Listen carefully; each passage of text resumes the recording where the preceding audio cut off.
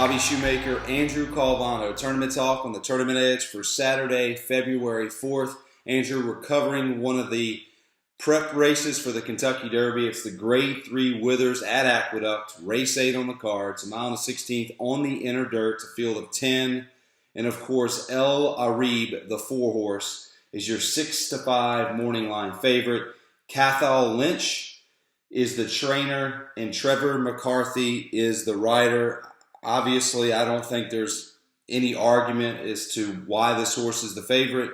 For me, Andrew, it all boils down to this. It's all about value, and this horse's best race was in a very, very muddy racetrack. And how many times have we seen horses freak in the mud, and when they get on the dirt that's fast, they come back to earth? Not saying that that's the case here, but I'm certainly going to look elsewhere. Yeah, and I think I'm with you here, Bob. I actually singled this one last time out. In that pick 4 sequence, in my opinion, was an overlay that day. This one has a lot of pedigree that suggests that would take to the wet surfaces. So I think last time out, everything was going right for this horse.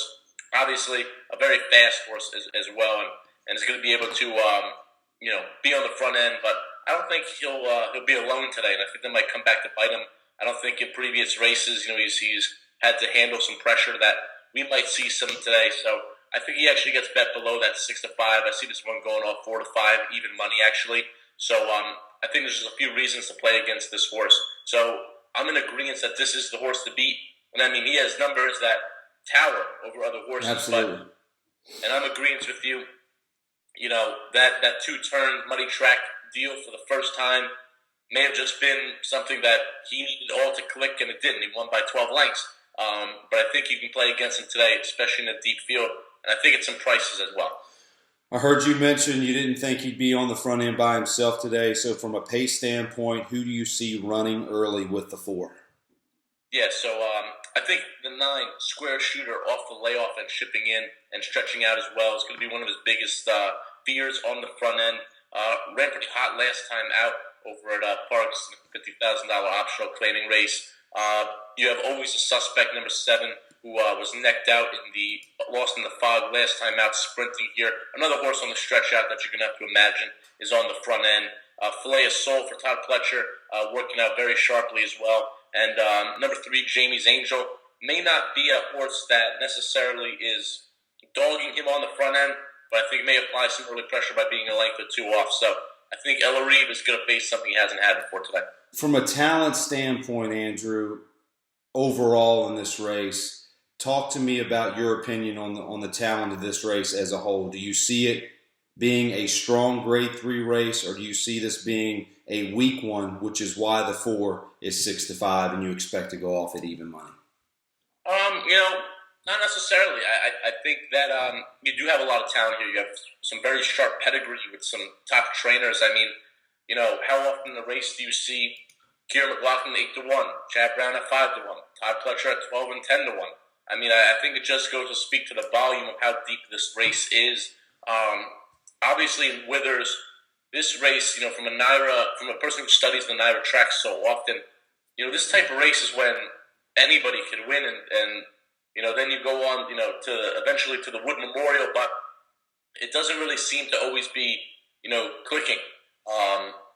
Everything kind of seems to flip and balance here on the New York circuit. I don't think there necessarily is a horse that wins the Withers and is automatically in the Kentucky Derby. A lot of horses fight for these spots, so with top-end trainers, top-end pedigrees, and good guys coming in to ride, I think it's a very talented group that shouldn't be overlooked just because you have a 6-5 favorite. So as far as your pick is concerned, who are you going with and why?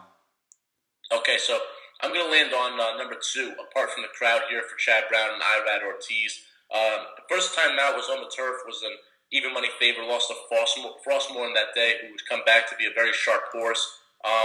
Had a little traffic trouble going that mile and a 16th, but the Geopati colt here was shipped then to Aqueduct off the layoff here, and ran 3rd behind a horse that just crushed that day. That race was a turf race taken off, so I think Chad Brown finally settling this one down, see what he wanted to do, switching everything up, having going 2 turns on the inner last time out, really proved to be beneficial for this one. This one was stuck on the inside.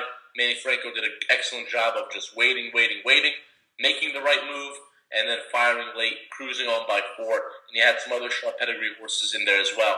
I have a DRF formulator statistic here of Chad Brown moving from off the maiden start into a Grade 3 stakes. He hits it roughly 20% for a pretty solid ROI, and at 5-1, I think that's a good price to kind of land at here to beat out the 6-5 favorite.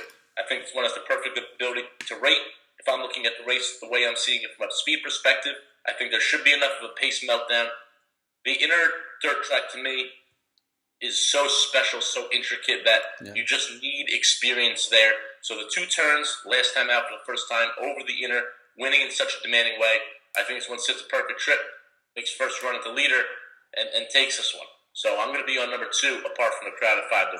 I want to ask you about another horse that I think is going to come from off the pace, and that is one of the Pletcher runners, Filet of Soil, the 6 horse. Do you find it bizarre that Todd takes this horse to Parks to break his maiden, and he does it in the slop, and now he brings him back here in a race of this nature after being vet scratched 70 days ago? Is that a confidence move by Todd, in your opinion, or does this leave you scratching your head? A little bit of both, in my opinion. For the guys who follow me, and with my write-up picks, this horse has tons and tons of pedigree here. This one is half to multiple Grade 1 stakes winners out of the Union Rag Sire here and a D-Tech Dam. And look who this one is running against.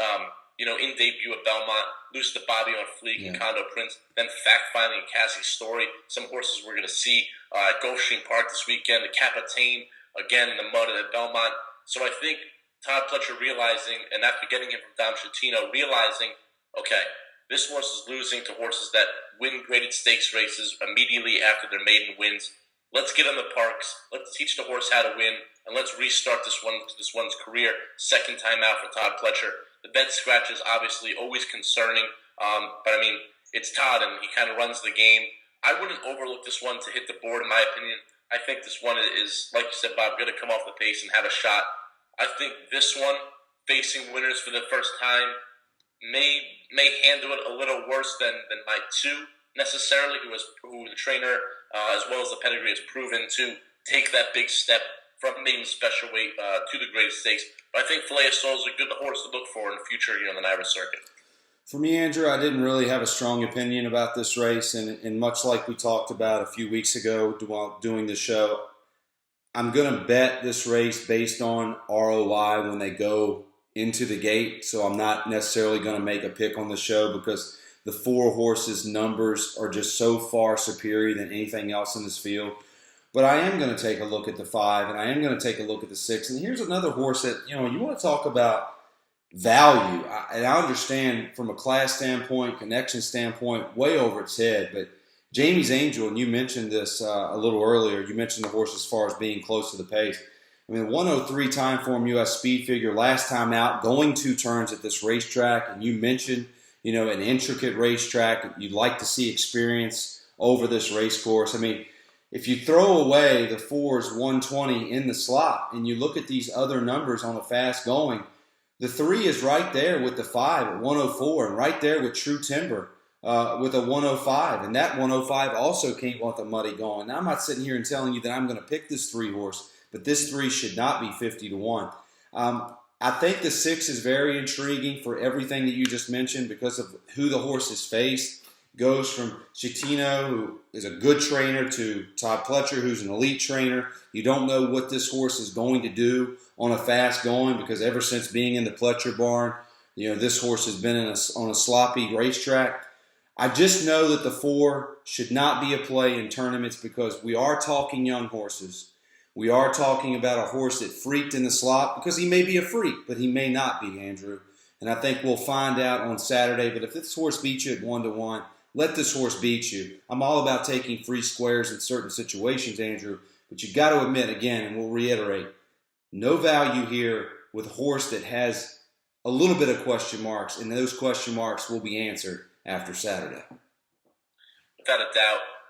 Just wanted to throw a horse at you, Bob, and I'll actually go into a horse that I want to speak more about, and then I'll ask you about an intriguing horse that I like as well. Going off your statement about the 3 who shouldn't be 50-1 in my opinion as well, How about the 8 at 30-1 small bear for Gary Siaka? Though wins the start, in the mud. That was the first time going 2 turns and really crushed the group. Beat a strong pedigree horse in outplay for Napoleon Pletcher. That 2-back race in December 18th. Looked awesome in performance. They had to face a muddy course the race before that. Loses to a good horse in Lunaire. Gary Siaka, who is not opposed to shipping to Parks right off of an Ira Maiden win, does so, has the race going a mile, wins, in pretty determined fashion at, an odds-on 4-5, very strong handling. Coming back here now, obviously, another race where, a good trainer, but not an elite one, shipping back up. This was an $80,000 purchase out of Macho Uno, so I think for the connections this one's sitting with right now, they know, they might sneak away with being in the spot. Right. I don't think this one should be 30-1. I don't think this horse can necessarily win the race, but I think this is a big horse that you can key in with some tries. Even if you're in love with the favorite, and you don't want my opinion, they don't want your opinion, Bob.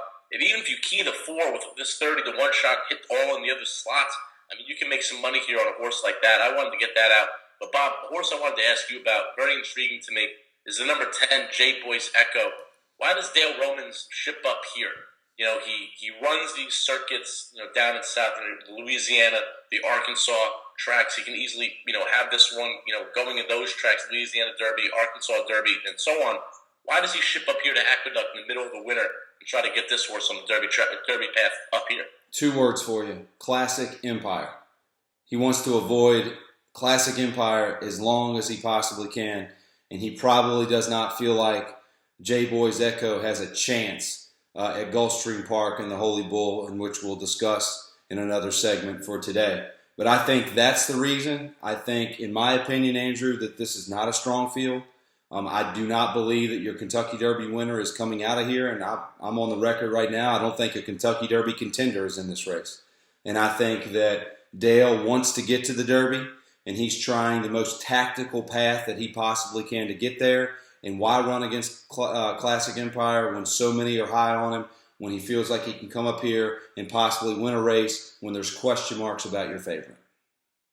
Without a doubt, and makes sense to me, but this one could be an intriguing one coming hot off the pace from way back. No question. So, bottom line is this: Andrew and I understand why the 4 is the favorite. We're not sitting here and telling you viewers that we don't think the 4 is the horse to beat, because he's much the horse to beat. But there's question marks about this horse. Andrew's on the 2 horse, apart from the crowd. Chad Brown, Irad Ortiz. For me, I don't have a big opinion about the race, so I'm going to tackle this race from a return on investment standpoint, and I'm going to make my decision about the horse that I select just as they go in the gate, and I suggest you do as well. So that does it for race 8. It's the Grade 3 Withers at Aqueduct on Saturday, February 4th. That's Andrew Calvano. I'm Bobby Shoemaker. Good luck. Good luck, guys.